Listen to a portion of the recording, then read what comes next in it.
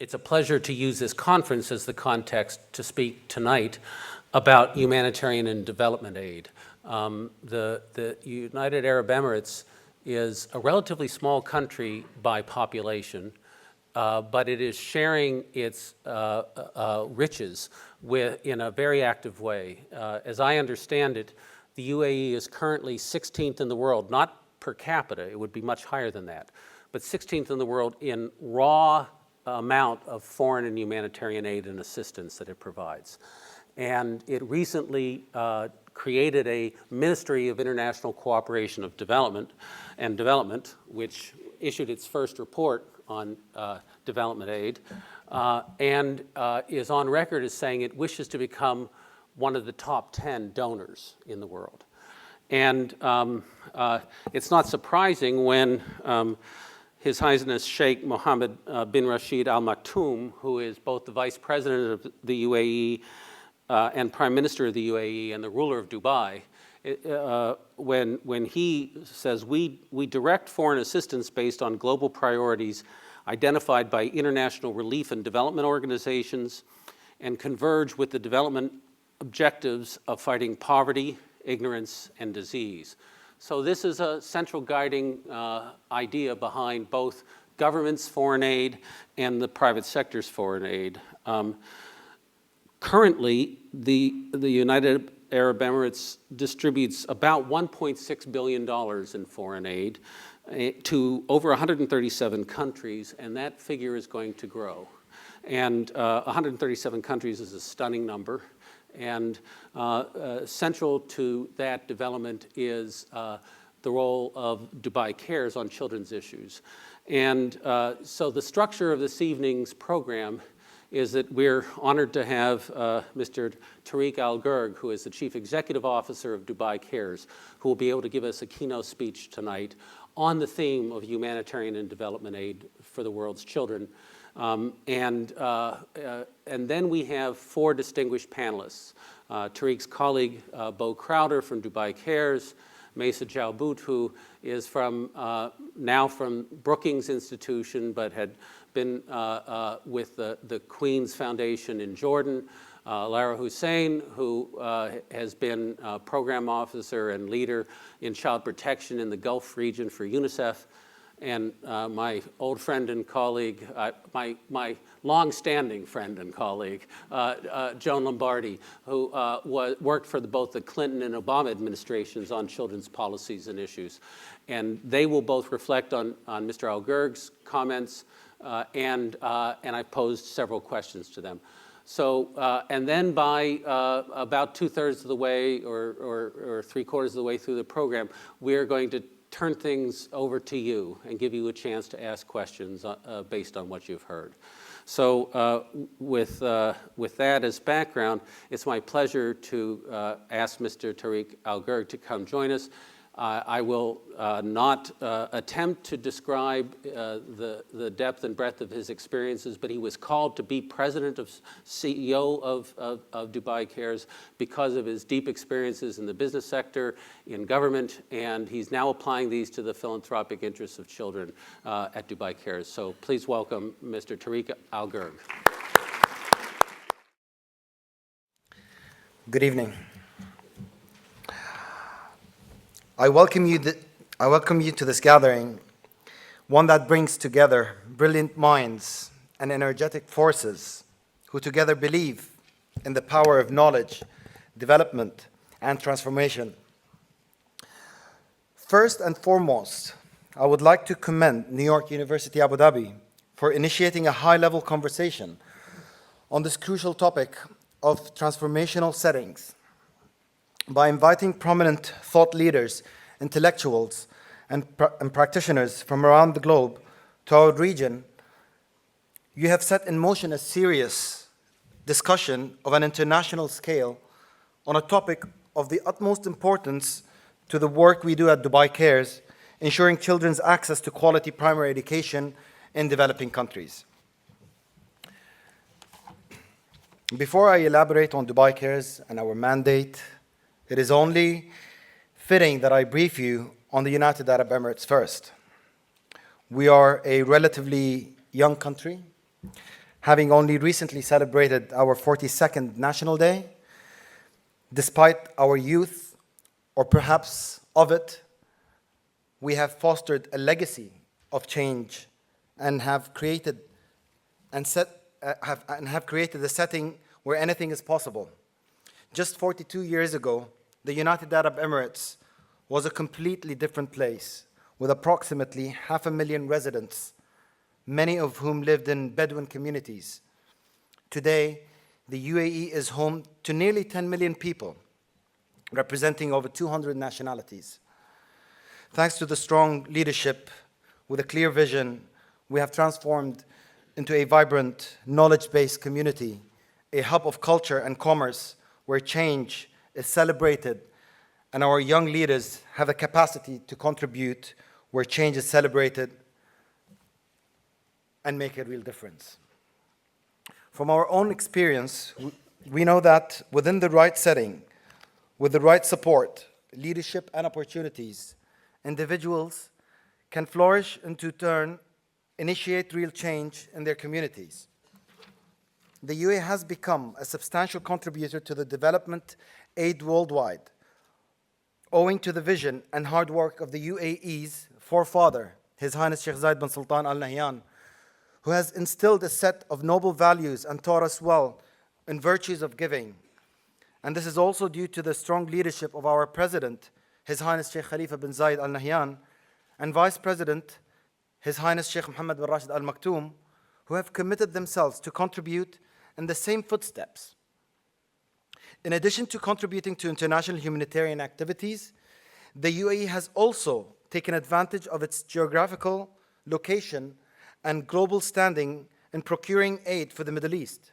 For instance, the ongoing Our Hearts Are With the Syrian People campaign, launched by Sheikh Khalifa, has raised more than $32 million in just 2 days to help the thousands of displaced Syrians, including children, who are suffering from the harsh winter season in Jordan and Lebanon.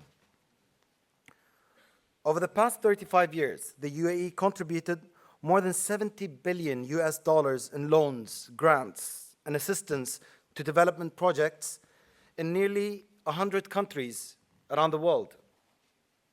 The UAE has also emerged as a major contributor to international agencies, having made $27 million available through the International Monetary Fund and the World Bank to support the increased global need for humanitarian and development aid in recent years.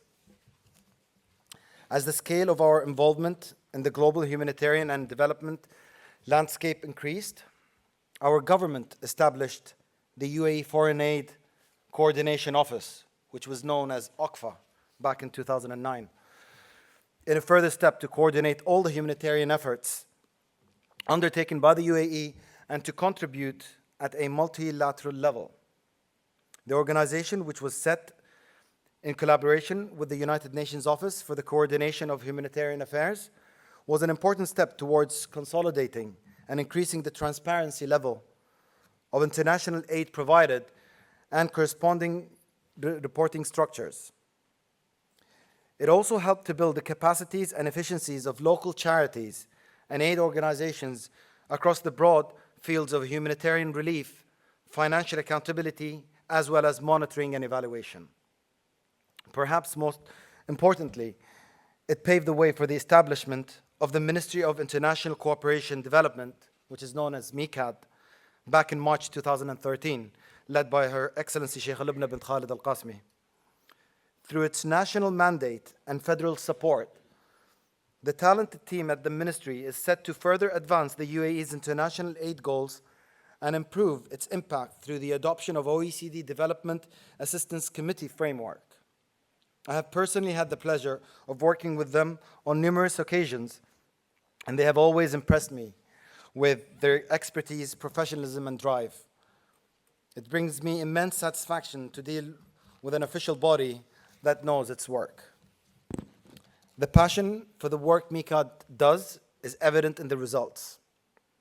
According to the latest annual report developed by MICAD in 2012 alone, the UAE governmental and semi-governmental organizations, as well as the private sector enterprises and individuals supported 137 countries and territories with approximately 1.6 billion US dollars for developmental and humanitarian programs.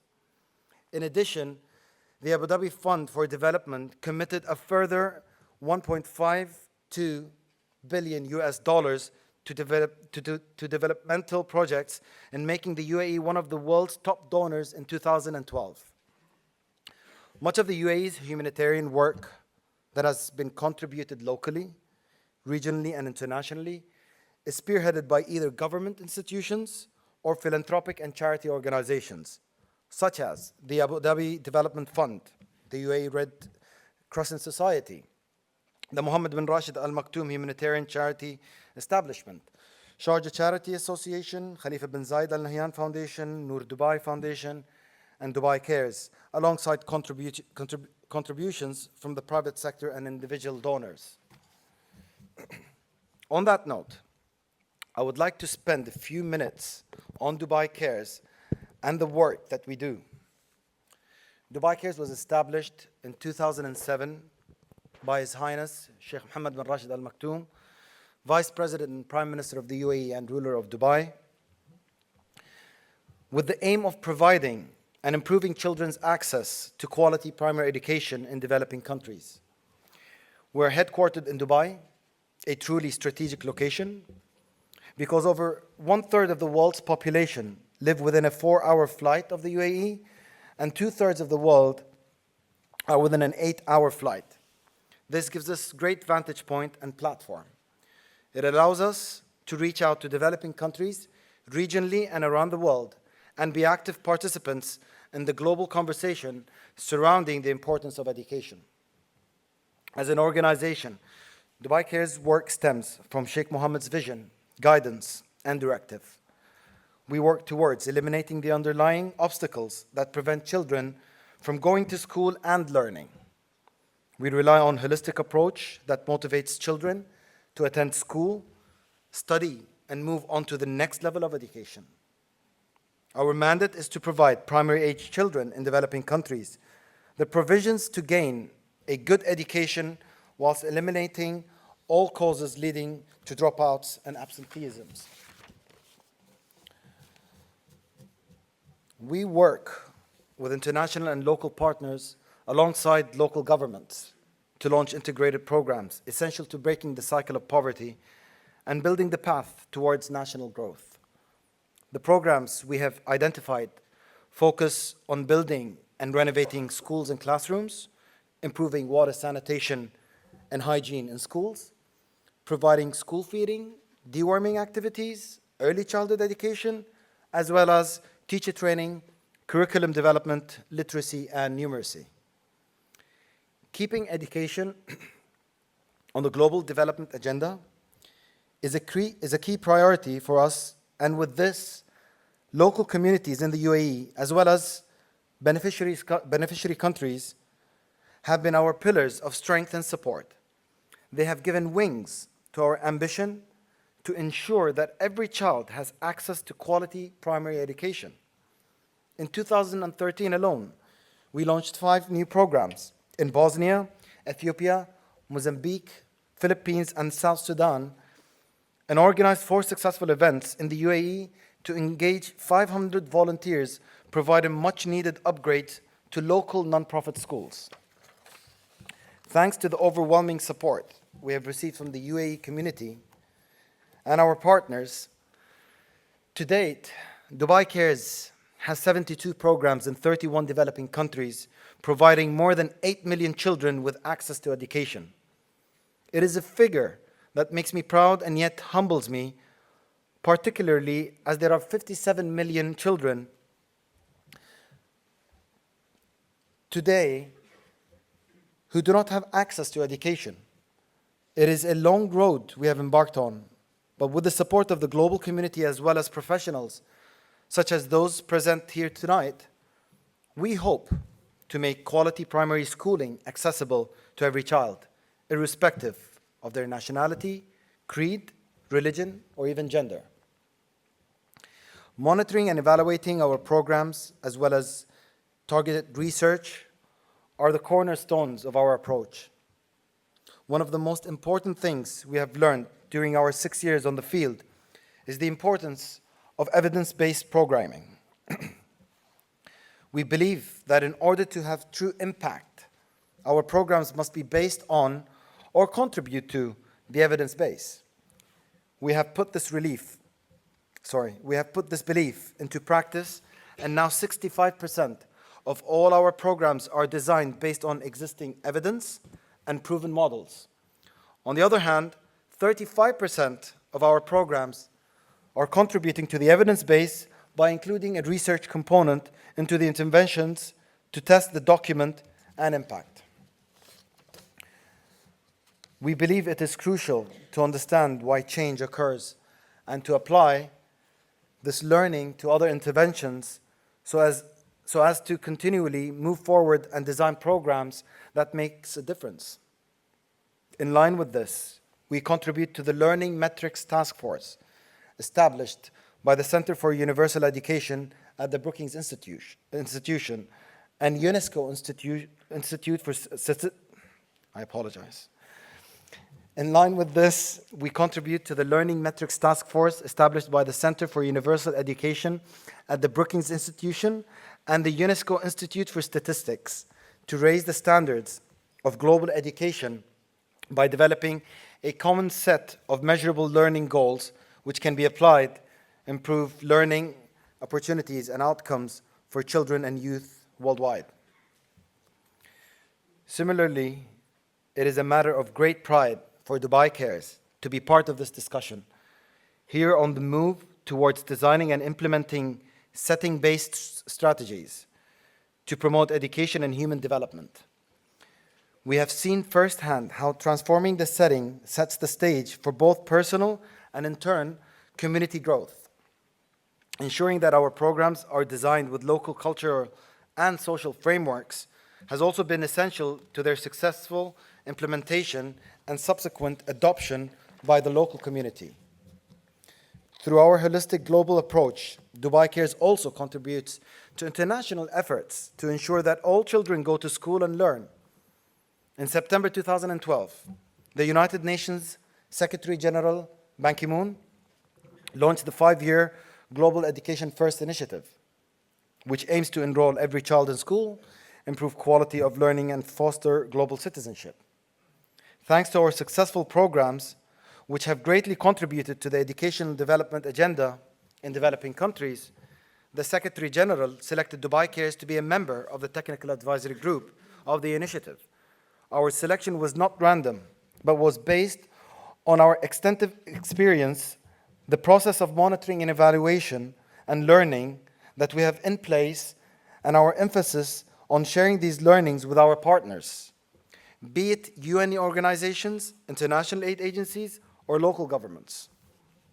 Our selection was also a result of our innovative programs, the long-term impact achieved by these programs, our program implementation approach that is in line with the United Nations system and the United Nations Millennium Development Goals, as well as our adoption of international best practices.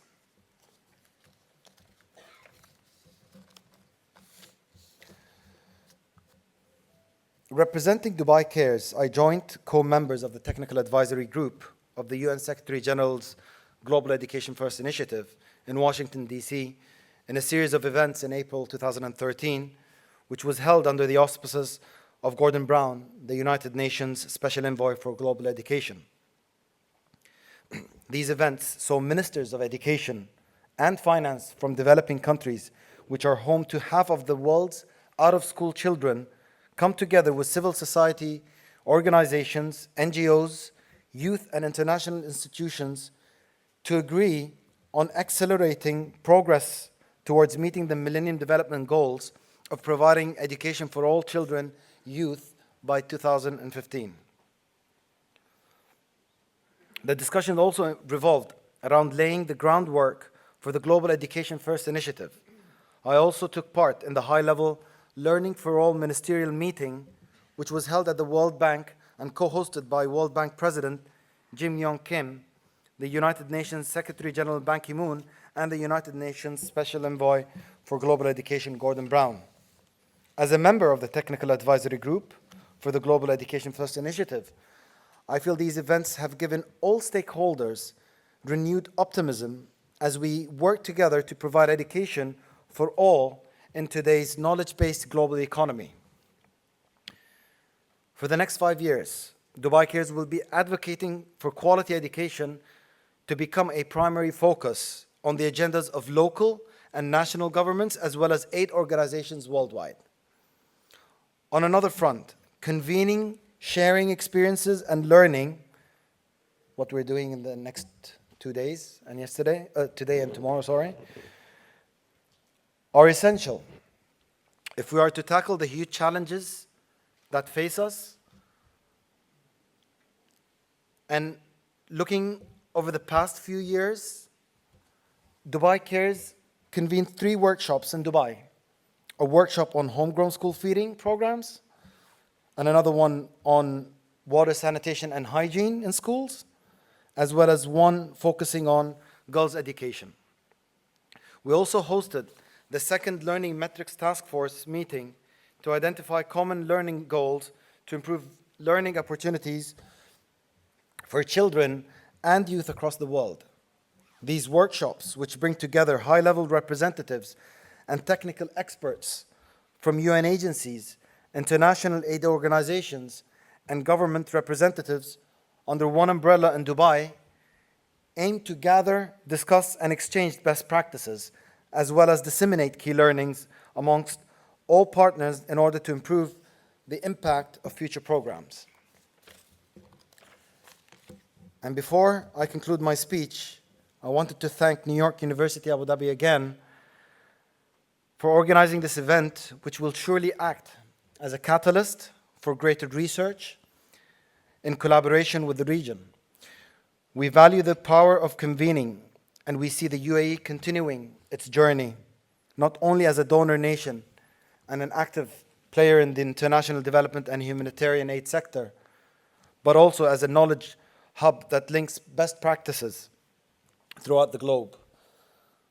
Sharing experiences and systematically identifying best practices will be instrumental in not just tackling the huge challenges that face us in this sphere, but also in delivering best possible results.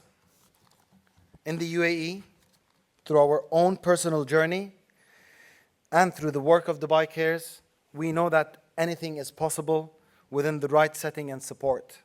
We believe that positive and transformative change can happen to anyone, at any time. And on this note, I wish you a productive conference that is as inspirational as it is informational. Thank you. Well, let me now invite my colleagues and panelists to join us up here.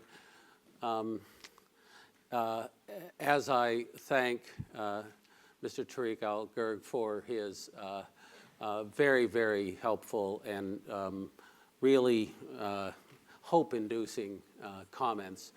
The 42 years as a nation, 6 years as a philanthropy, and right in the middle of so many things. It's a short but enormously impressive legacy.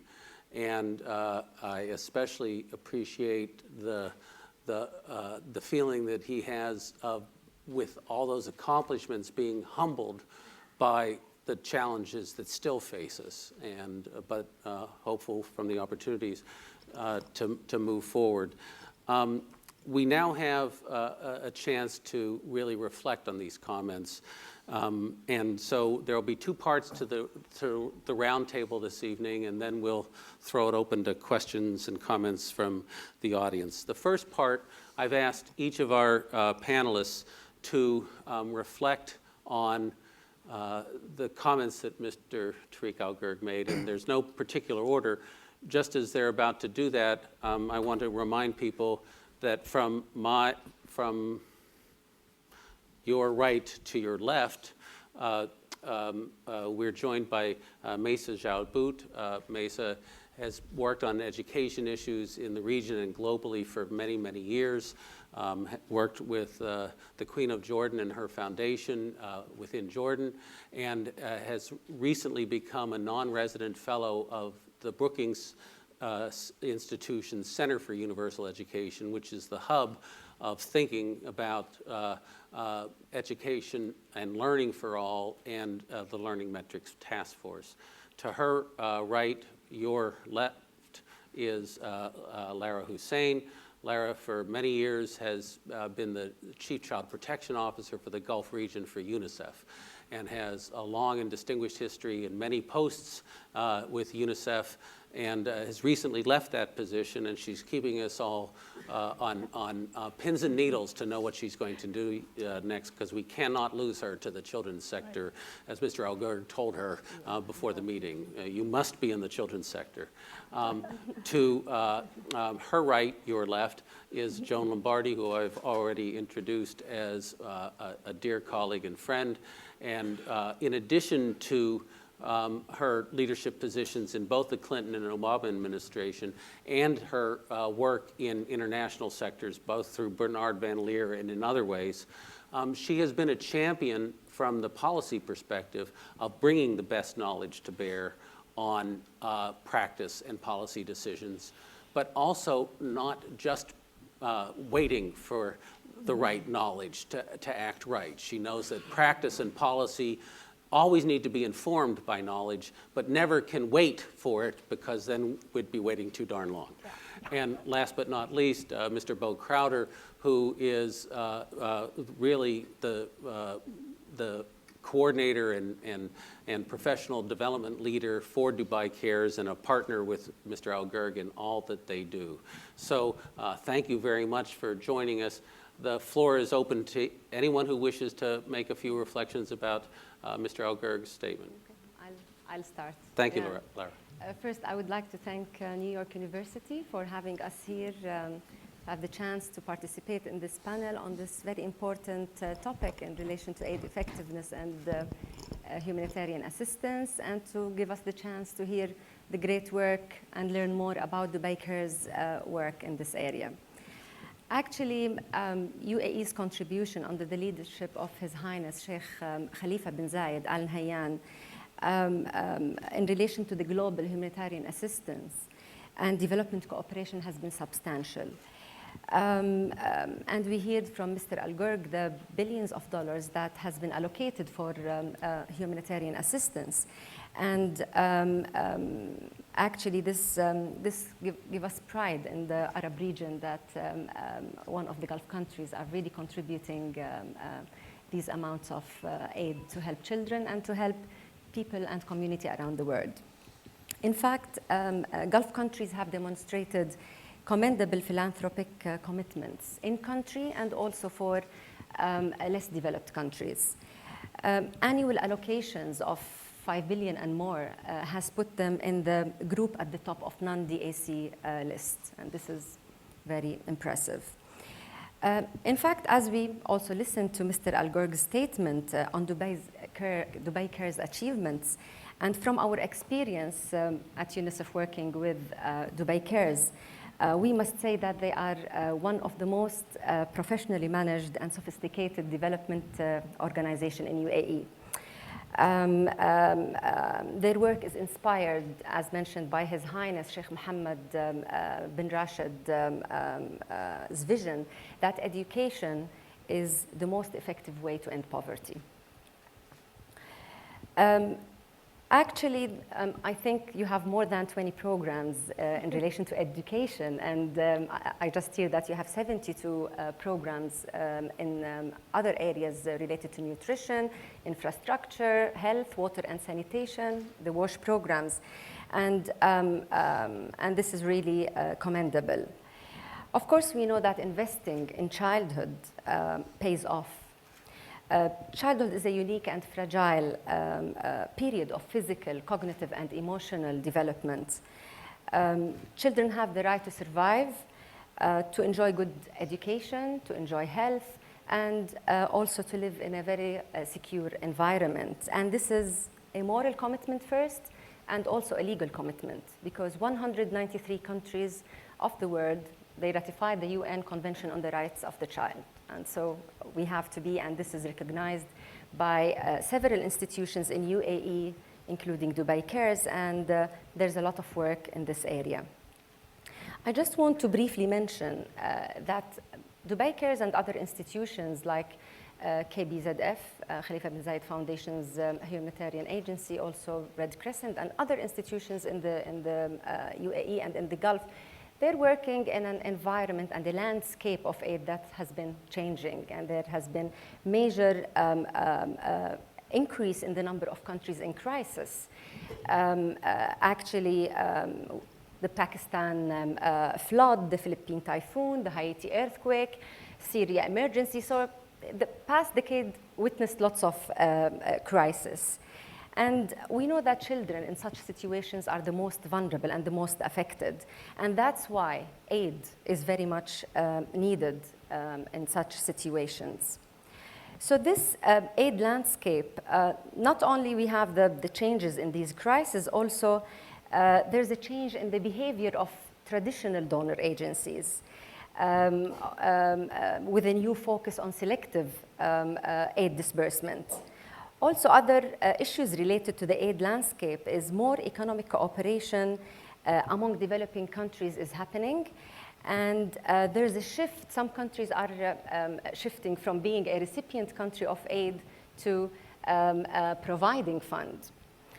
Also, new donor countries who are not part of OECD are becoming, like China and India and Arab countries are emerging, and they are giving donations. Also, the influence of BRICS and the new private funding sources, such as Bill and Melinda Gates Foundation.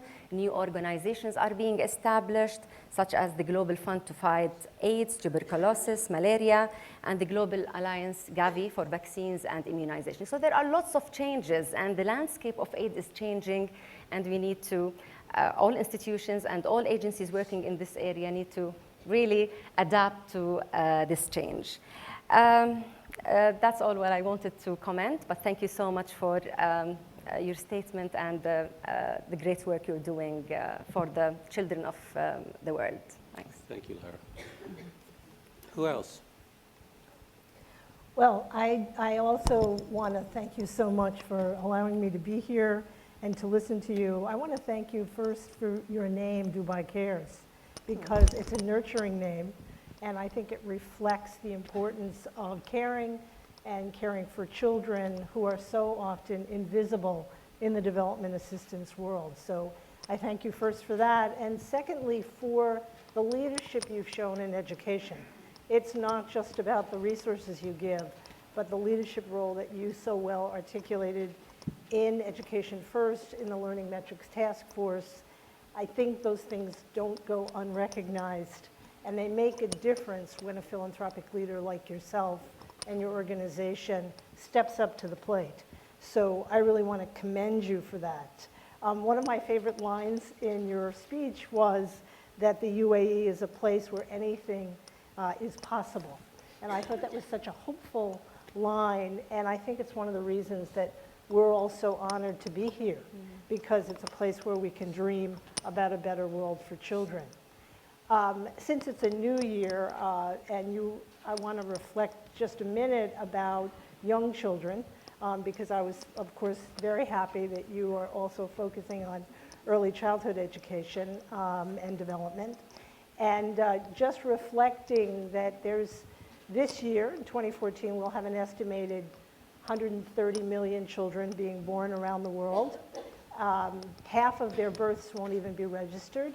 So we should at first step up to the plate and make sure that we recognize that they're born. There tens of thousands of them have been born since we walked in this door tonight.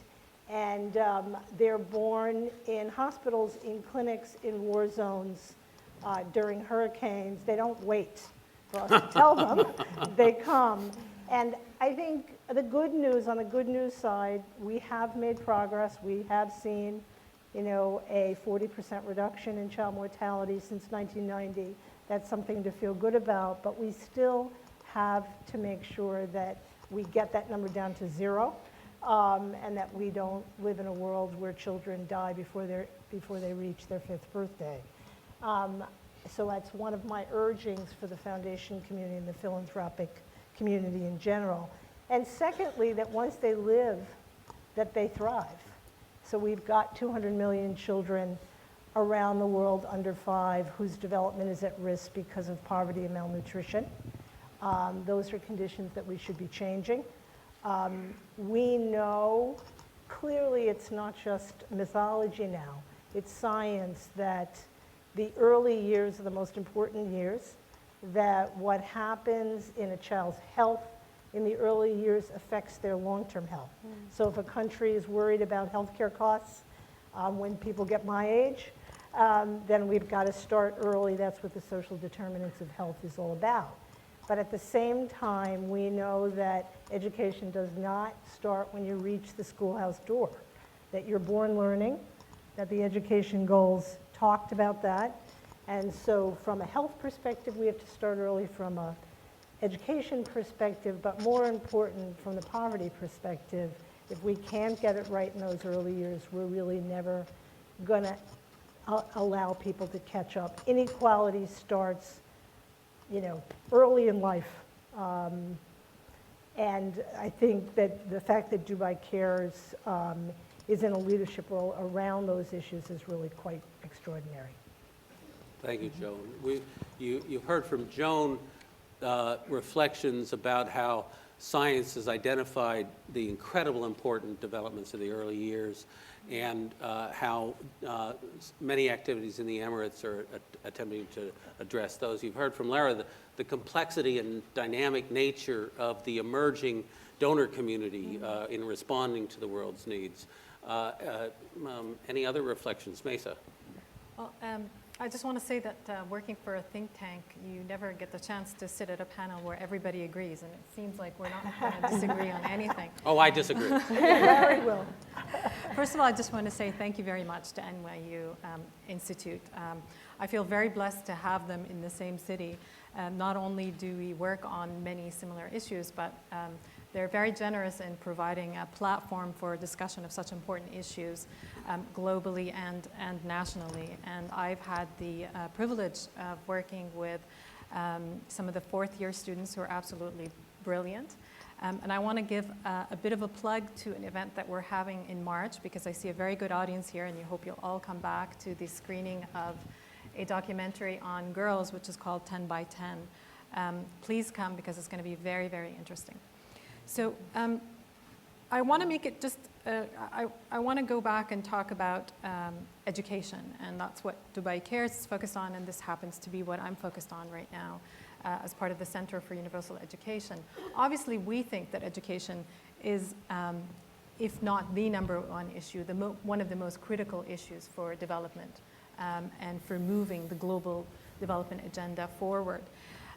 But we also think that we don't do a great job in selling the issue of education to donors, because we obviously have to compete with a lot of very critical issues, such as health and nutrition, and within health, so many issues, whether it's measles or anything you can think of, malnutrition, bed nets. Every time we go to a donor, we have to demonstrate why they should fund education versus that life-saving issue. And one of the best things that happened in 2013, given that we're in a new year and sort of reflecting on what we've learned from the year before, and also we're 1 year away from our targets for 2015, it is definitely a year of reflection and planning. One of the best things that happened is that there was an initiative that was launched by the UNESCO Global Monitoring report on why education is critical. And it put out some very, very important statistics that everyone in this room should know. And I want to mention just 3 of them to tell you why education should be at the top of the agenda for the global community and definitely for the UAE. If all students in low-income countries left school with basic reading skills, 171 million people could be lifted out of poverty, which would be equivalent to a 12% cut in world poverty. In South Asia, 22 million fewer children would be stunted if all mothers reached secondary education alone. Educating girls in particular is proven to save millions of lives. There are few more dramatic illustrations of power of education than the estimate that the lives of 2.1 million children under 5 were saved between 1990 and 2009 because of improvements in girls' education. So those are the kinds of powerful statistics that we need to bring to the forefront in order for us to get more aid and more kids into school. And we need more Dubai Cares. In fact, we need Dubai Care to play a critical role in leveraging more resources from the UAE, from the Gulf and internationally, because we're nowhere near where we need to be on the education agenda. 57 million children remain out of school, and we're 1 year away from the promise that we made to achieve that goal. So we have not done as well as we had hoped, despite the significant progress. The shortage is estimated to be, we're actually not a shortage. We're estimating that we need $26 billion annually to be able to reach this goal. This seems very daunting, but it is very achievable. The health sector, for example, has been able to mobilize equivalent and more resources in a very short period of time, in the same time that we set the education goals, by leveraging resources from the private sector, philanthropic sector, and by introducing very new and innovative models of funding. And we very much need to do that in the education sector, and we look to the UAE to lead the charge on that.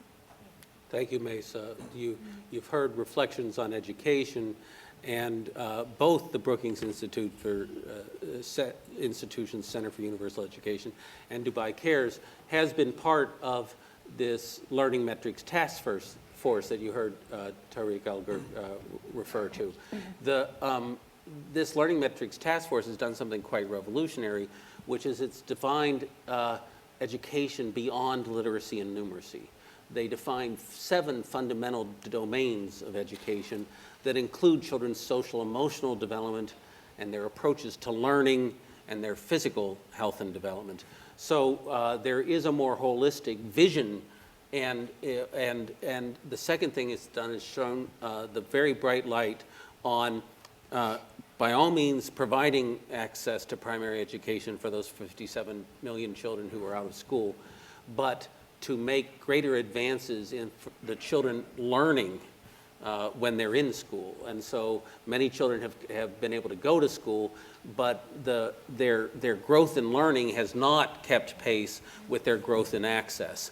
And so the global mantra now, instead of education for all, is access and learning for all. And that emphasis for learning for all is directly related to the quality issues that we've been discussing in the conference and elsewhere.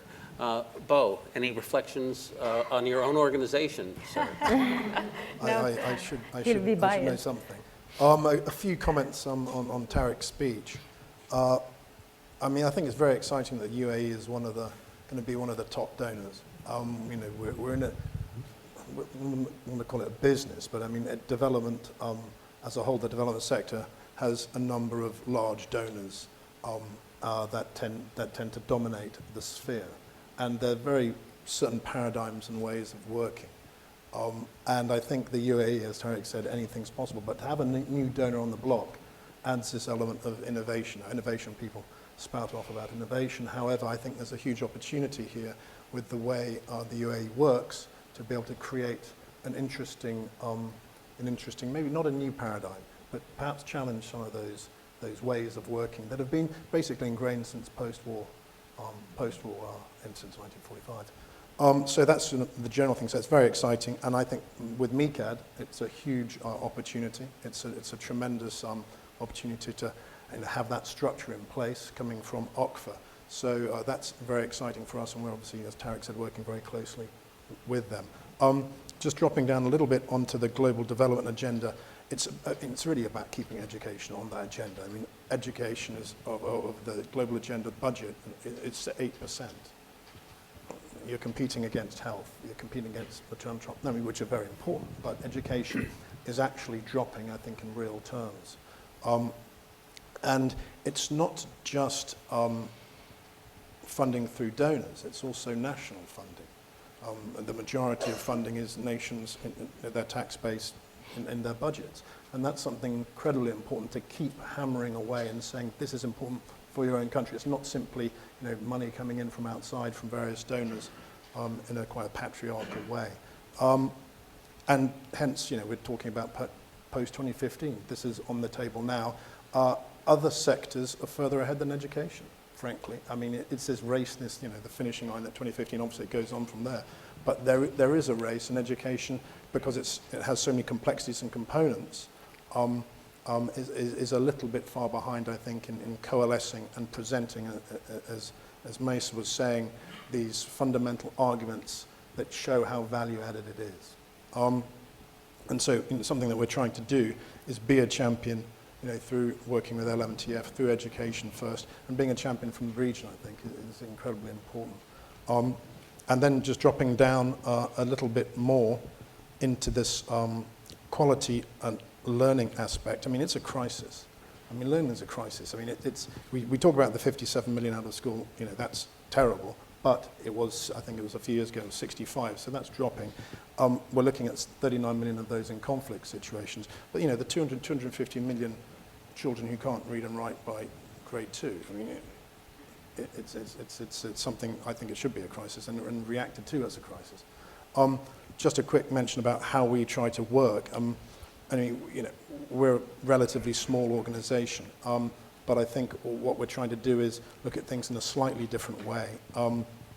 I can get to the idea about foundations a bit later on. I think we'll talk about that structure. But how we design programs, we look for catalytic programming, but we look for mechanisms to work through. So those big mechanisms obviously are IDA funding, GPE funding, the Global Partnership for Education. But then we look to develop our programs in concert with these to sort of lock in. And obviously it's the government, once you prove it through an evidence base, then the government, the national government, can then take that to the larger external donors. So that's just a very basic strategy that we've, but this catalytic funding, I think, LMTF is a classic example. So we sort of are trying to bridge that policy side as well. So we're playing a couple of games here, but our programs are very specific in their objectives. And that objective is basically developing the evidence base where we can. Obviously, we've been talking about this today. It's very expensive if you're going to be running randomized control trials. So where we're looking at sort of mixed methodology, complementing randomized control trials, and we'll talk a little bit more about that tomorrow. But those are just some general points I wanted to make. Well, thank you. And this notion that the roles of philanthropy and charity are innovation and exploration, but all the charities in the world will have a hard time matching the financial power of governments and the tax base. So finding the right dynamic relationship between the private sector innovation and the government muscle that's required to move these items. So we now have, and people thought I was checking my email, but I'm actually, this is the agenda for this session. Yes, so we now have about 15 minutes for the second round of reflections based on this. It will not be possible to cover all three of these topics adequately. But my colleague Carly Tubbs and I prepared 3 questions that we asked the 4 panelists to reflect on in any way they wished. The 3 questions that we thought would be most interesting to you as an audience and to advance the discussion are, first, what are the most pressing issues facing children around the world, and specifically in low-income and conflict-affected countries today? You've already heard one of the answers will be in education, but there may be elaborations on that and others as well. The second is, what role should humanitarian and development aid play in addressing these issues and promoting children's development around the world? We've heard about the Dubai Cares example. We've heard about other things, but this now opens up the envelope on that question more broadly. And third, and specifically related to the themes of this conference, how can humanitarian and development aid be used most effectively to promote children's development in the 21st century? What are the opportunities and challenges for doing so? And I would add, what role might scientific research play? What's the future research agenda to help inform all of those? So I think on this round, are we starting again with Lara? And so go for it, girl. Yeah. All right. I'm ready. All right. Okay. Okay. Actually, 2015. I'll answer the first. I'll respond to the first whichever question, one you I wish. might allude to the third also. Okay. So, in fact, 2015 is a critical year, and everybody now is working towards towards that year because it's the last year in achieving the MDGs. So we can say that the world is like a beehive now. International organizations, national governments, UN agencies, even research institutions, academia, everybody's now working together hand in hand on two fronts. One of the fronts is accelerating progress towards MDGs, and the second front is thinking on devising and setting the new post-2015 Sustainable Development Goals. Actually, we have to realize that there were achievements in MDGs. There are some, we didn't achieve all goals as we aspired, but there were achievements. And in this debate, indicators, in fact, tells us a lot. So I would like to highlight 3 indicators and show how there was progress and where are the challenges. And this can take us also to the thinking of the post-2015 agenda. In relation to MDG 2, I will start with education because we have several experts in education here. I must say that net enrollment in primary education increased from 85% in year 2000 to 91% in 2012. This is an achievement. However, issues of learning outcomes and achieving the minimum learning levels surfaced. So the outcome is an issue. And sub-Saharan Africa and MENA gross enrollment rates in pre-primary education is extremely low, around 20%. And we will hear that, and we heard about the importance of early experiences and early learning in school readiness. The second indicator is related to MDG 1, which is related to underweight. Underweight prevalence among children declined from 25% in year 1990 to 15% in year 2012. However, 99 million children under 5 years of age remain underweight, noting that undernutrition is highest in sub-Saharan Africa and in South Asia. In relation to MDG 4, the under 5 mortality rate declined from 90 deaths per 1,000 lives in year 1990 to 48 deaths per 1,000 lives in 2012. So there was a good achievement in relation to health. However, we haven't reached the 2/3 that we aspired for, the 2/3 reduction required to achieve the MDGs. So there is a continuing agenda. And we must say that obviously progress in children's well-being lagged behind in nutrition, it lagged behind in water and sanitation, and it lagged behind in child protection from abuse and violence. I must also, the issue of inequality. The MDGs actually were criticized that they were a bit detached from the normative frameworks, from the human rights obligations, and that's what we need to take into consideration in the post-2015 agenda. I don't know if I have time to allude to the third question or... Why don't we circle back to that afterwards? Okay. And, yeah. But I think your points are enormously important, and there's so much more to expand on. But who would like to go next in responding to some element? Go ahead. Mesa. Yeah, I don't think there's time to tackle all 3 questions. There's not, but, and so I provided these 3 questions as stimulus for them to pick out what they thought was most important. So don't hesitate to focus on the things that you're most important, that you think are most important. Well, I want to use my 3 minutes to give you sort of a sneak preview on a report that we're going to be launching hopefully in Dubai next month, which is called the Arab Learning Barometer. It's the first assessment of its kind. It's a second in a series that Brookings is producing, which is looking at what we were talking about just a minute ago, which is learning outcomes.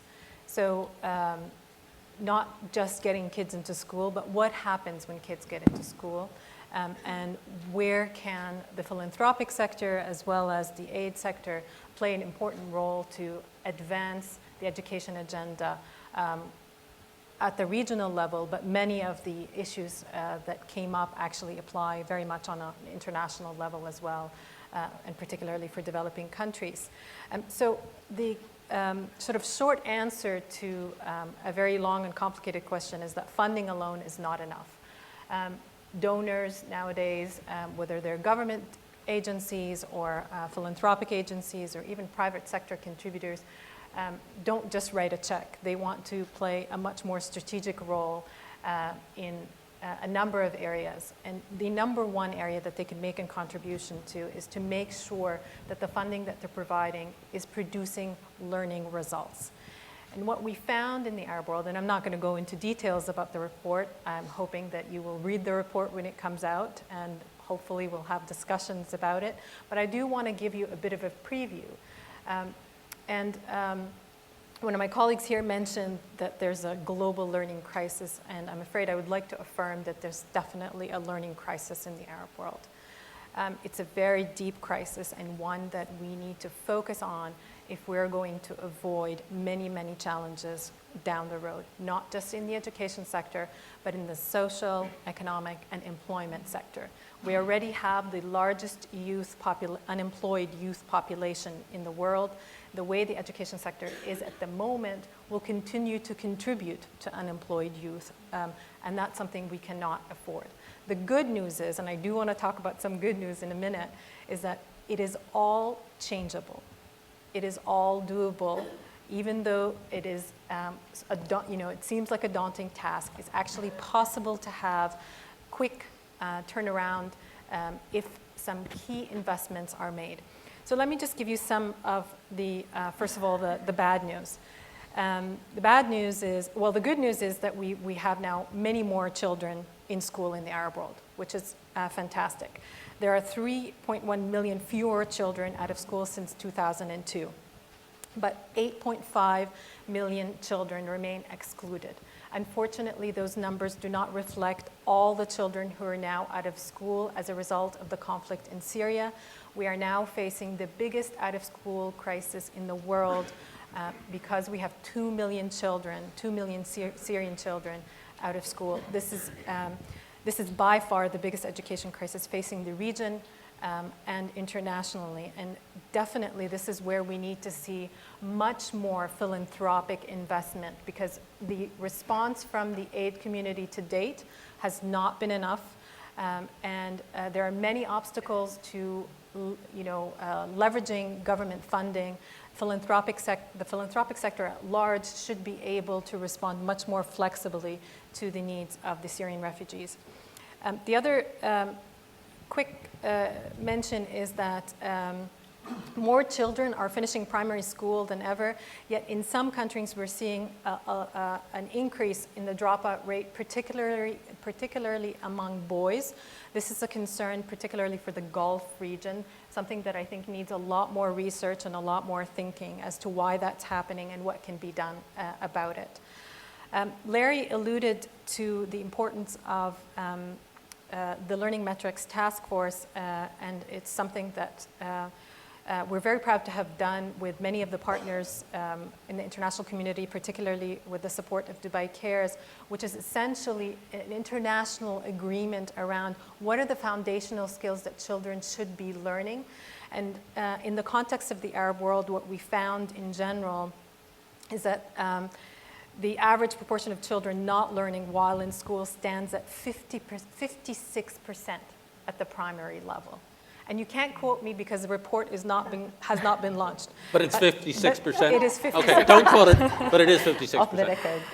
This is, this is incredible, and something urgent needs to be done about that. And I'm not going to go on because there are several other issues that are worthy of discussion. But the important point here is that if any of you have had a chance to look at the recent PISA report that just came out, one of the things that struck me about the report is how positive it actually was. And I mentioned the Arab Learning Barometer, and we've now gone back and started revising the results of it because it was based on statistics from the last PISA report, and I'm happy to report that actually countries like the UAE in particular have now been bumped up, so we need to revise the report to reflect better results. But the main point that comes out of the PISA report is that we've seen massive improvements in the education sector. 40 out of the 65 countries that participate in that survey are showing better results in at least one subject. So I think that's something to really latch on to and to use in terms of learning, and for philanthropic organizations, humanitarian and donor agencies to really look at the lessons learned there to guide their funding and their partnership. Thank you, Mesa. There's two gigantic themes that I'm noticing. The first is that 39 million of the 57 million children who remain out of school are due to or live in conflict-affected countries, and the Syrian refugee crisis is the most currently large and dominant one. But to get to 39 million, there's a lot of conflict-affected countries. Colleagues here from the International Rescue Committee and others are working in conflict-affected areas. And so the education in crisis areas is one huge theme. The second theme is, even when there isn't crisis, and even if we can get into schools, how do you create the learning? How do you advance so that children aren't just attending, but actually developing the skills? I think, Joan, you're up next. And I think, let me start with reflecting on those 2 points. I would say, it's daunting when you pose the question of what are the issues facing the children of the world. I think they really are reflected in the panel comments. It's inequality, and I mean that in a global sense. I don't mean low and middle income countries. I mean the inequality that we're seeing in the wealthy countries also. If we look underneath the statistics, just at primary school access, you see there's a difference depending on the income of your family. So we have to get under those numbers. So I continue to think that income inequality and other kinds of inequality are one of the main issues. Secondly, violence in general. Conflict, certainly conflict due to war, but family violence, children witnessing violence, children being subjected to violence is a continuing issue that affects their health and education. And so to me, those are two of the more daunting issues facing children in general. On your second question about kind of the role of philanthropy, it's been interesting for me. I've gone in and out of government and in and out of philanthropy. And when I'm in government, we talk about what the philanthropic community can do, and then when I'm in philanthropy, we talk about what the government should do. But I do think they are unique roles, but they need to partner together.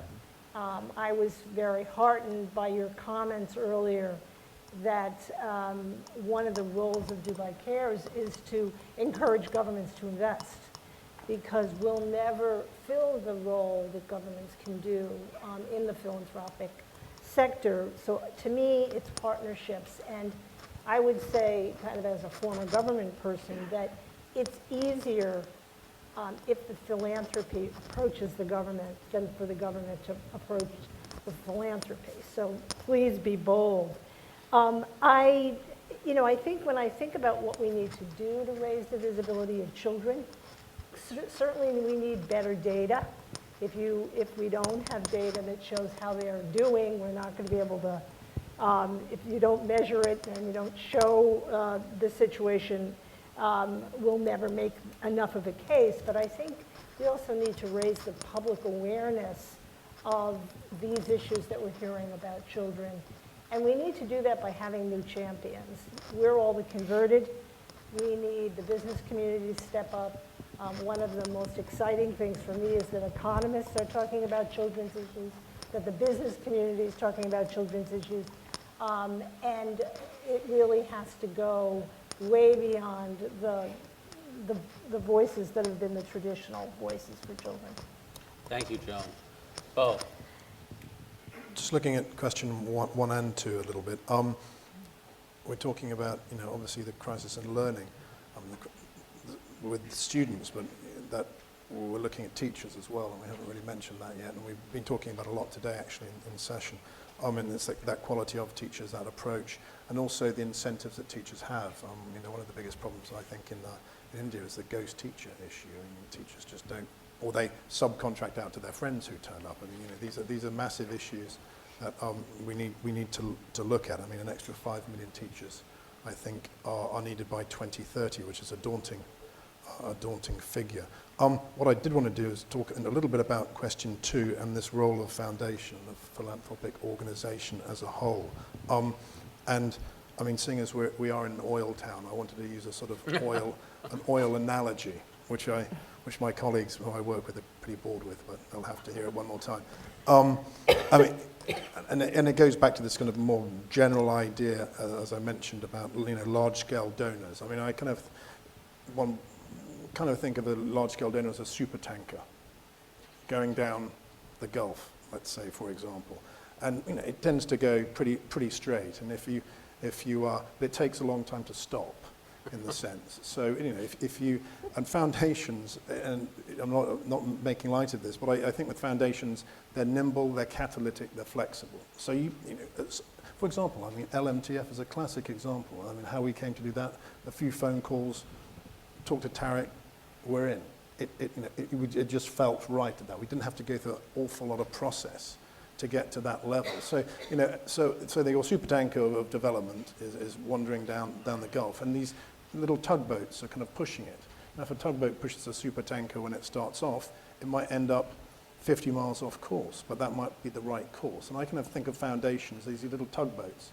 And we can't change, and when we come together, well, obviously we can have a lot greater change. And I think that's happening. You see, a sort of coalition of foundations. There's now the International Education Funders Group, which a number of us sit on, and that's really only been instituted for the last year and a half or 2 years. And so that's taking a course as well. So this kind of supertank analogy, I do think is somewhat relevant. Not completely flippant. But I think it's more, not just education, it's about the development industry as a whole. That comment is looking at.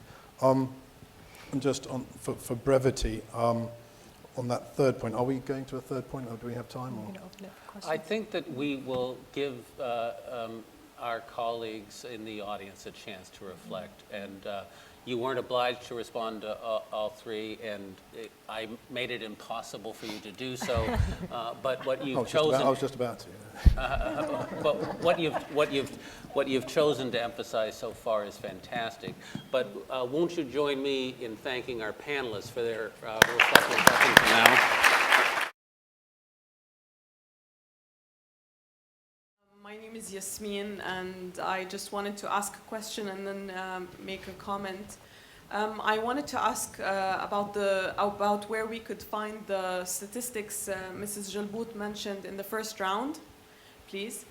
And my comment was, it's about, I don't know how many children exactly, but they're a big part of a population of 1.8 million people right now, who have to walk through water and urea to get to school because there was a storm a month ago, and they come from a population that has the highest percentage of postgraduate degrees in the Arab world, and they are going through, they're suffering a lot because of a man-made thing. It's not a natural problem. They're suffering because they're besieged and they are occupied. And they do go to school despite everything. There are missiles flying on top of their town. There's the siege, as I mentioned. There's no electricity. They're not only besieged by land and by sea, but they're also besieged in the media. And that's why I just wanted to mention the people of Gaza at the moment.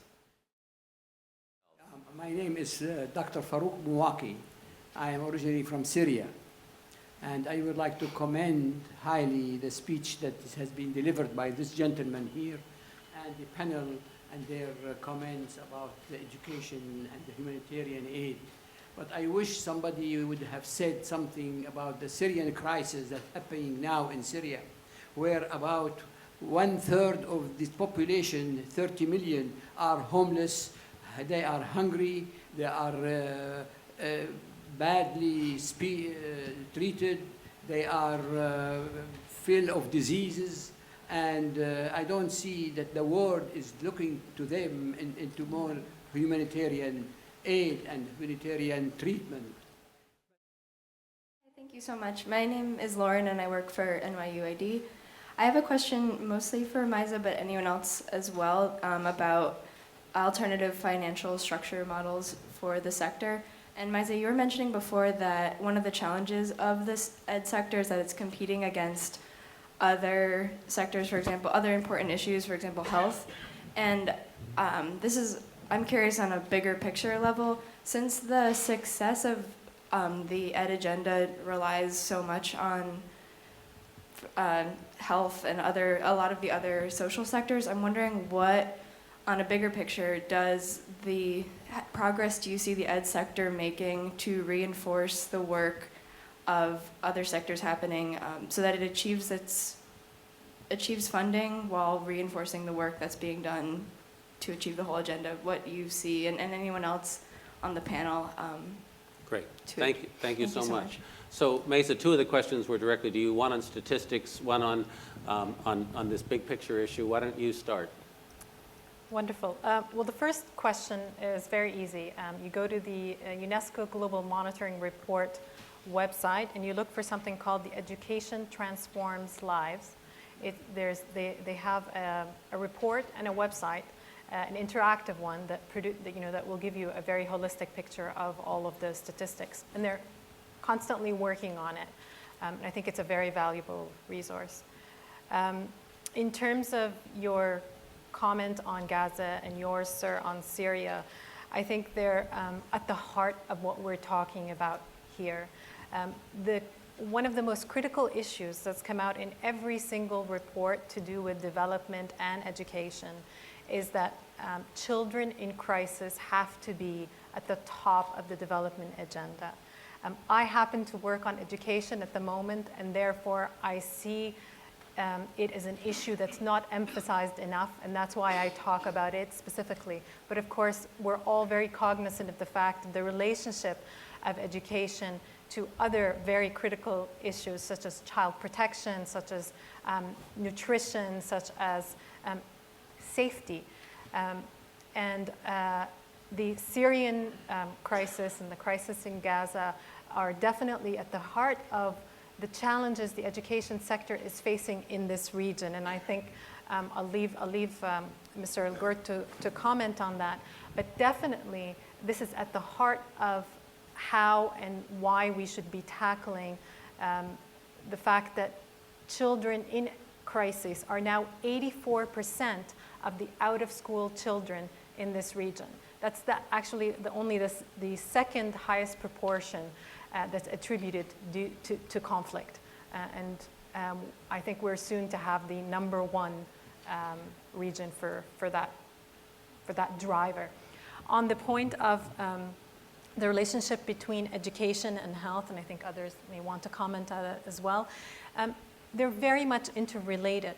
So it's not pushing for education at the cost of preventing disease. We see it as integral. We see the school community as actually a hub and a potential huge opportunity, for example, for the health sector. We know for a fact, and now we have the statistics to prove it, that there's a direct correlation between, for example, getting more girls into school in Africa and preventing HIV/AIDS. We know that, as I mentioned before, there's a direct correlation between preventing malnutrition and getting kids into school because of things like school feeding programs, because of the fact that the more educated a mother is, the more likely she is to provide better nutrition for her children. So there's a direct correlation. But unfortunately, because there are so many important issues, most donors are driven by urgency.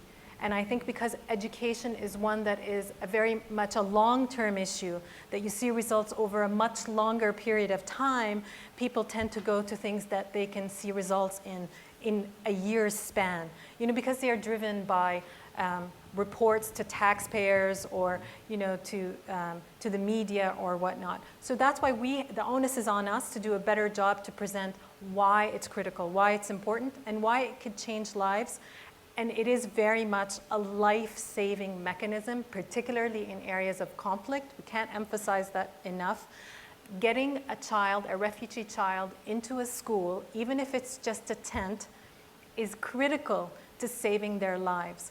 If they're not in school, they're out there getting into trouble and having people who have ill will against them, getting them into more and more trouble. So education does save lives. If you walk away with only one message from this event, it has to be that. Thank you very, very much, Maysa. I'm going to take the prerogative of the chair to invite Mr. Al Gurg to respond. Thank you, Maysa. I mean, you covered a lot, and you covered important points. What Maysa said is the reality. That's what's happening. If you thought the Iranian crisis, the Iraqi crisis, the Libyan, the Somali hunger, the Palestinian problem, if you guys thought that this is a very sophisticated situation that cannot be solved, Syria is as sophisticated. Syria is nothing less than those countries that I've mentioned. Maybe because the other ones have been ongoing, and us as humans, we don't look at emotionally how we used to look at it. But with Syria, let me tell you, sir, what's happening. Let me tell you live with my meetings with the United Nations, with our partners, what's happening with countries, with donors, with NGOs. Syria is a huge problem, and it may be considered one of the biggest human catastrophe in the world.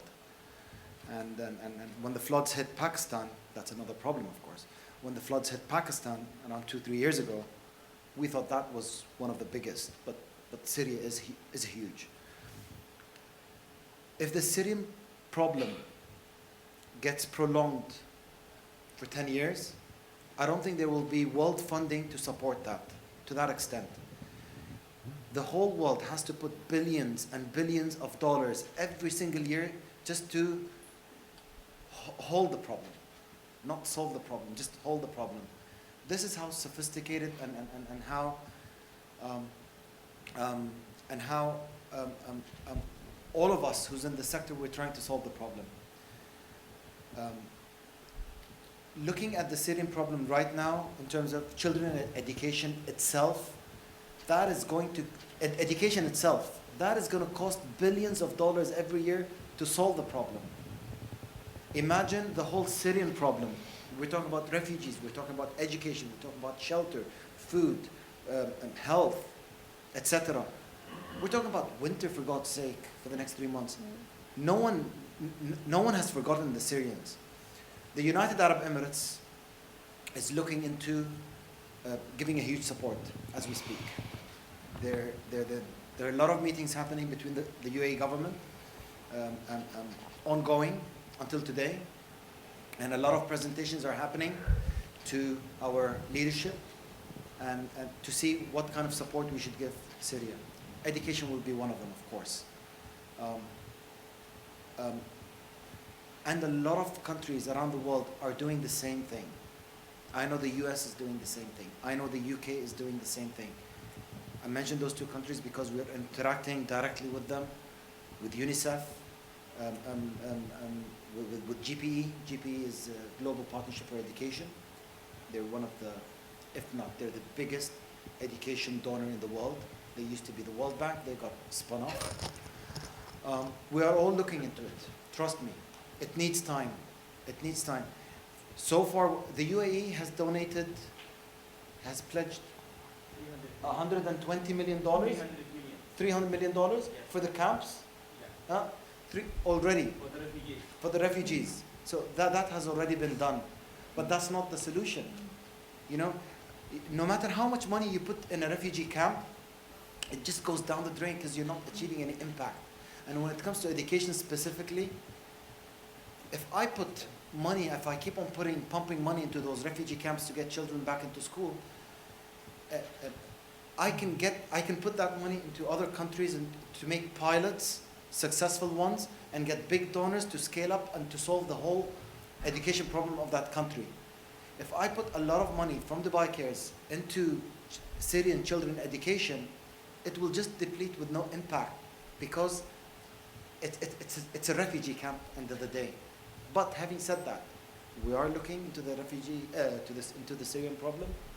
We are going to announce something hopefully. We have made something very small recently. We were the charity beneficiary of Dubai International Film Festival's and recent gala dinner in December. Oxfam was our partner into the event, and there were auction items that we have auctioned, and the last item that we have done a small program to help the Syrian, not refugees, but the displaced Syrian children and their families, just to help them survive the next 3 months of winter, providing them with tents, food, shelter, medicine, education packs. Each family, the cost is around $1,200 to cover them for 3 months. So we are doing something. If you're asking specifically on Dubai Cares, we did something. Maybe it's small because it was a fundraising event, but we are looking into having a big scale partnership. I'm not going to say funding, but partnership, and we hopefully will be part of that. And I assure you, because we work very closely with MICAD, the UAE government will be doing something very soon.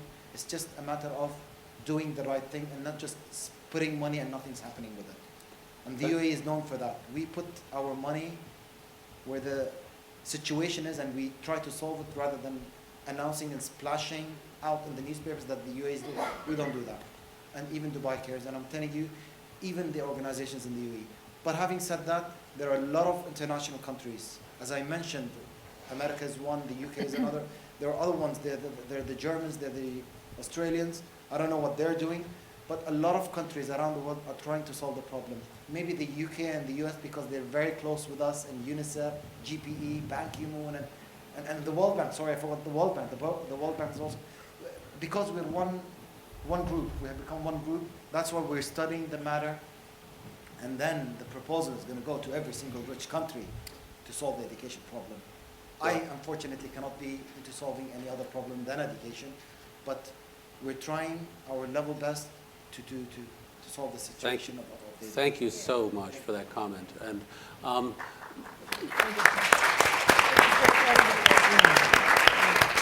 I can tell that the taste and hunger for discussing this topic in depth is nearly endless, but our time is not. So I apologize to the people who had questions and wished to ask them and didn't get a chance to. Our panelists will be joining us in the reception outside, so please find them if you wish. I opened the academic conference this morning by saying we meet at a time with a sense of urgency and a sense of hope. And I think that you heard both the sense of urgency about the importance of these issues, how time-sensitive they are to respond to them, but the sense of hope that comes from commitment from philanthropy and government, but it also comes from the scientific community where we continue to search out the best evidence-based approaches to dealing with this enormously complex issues. So I want you to join me a final time in thanking both Tariq Al Gurg and our distinguished panelists for a really splendid evening. Thank you very much.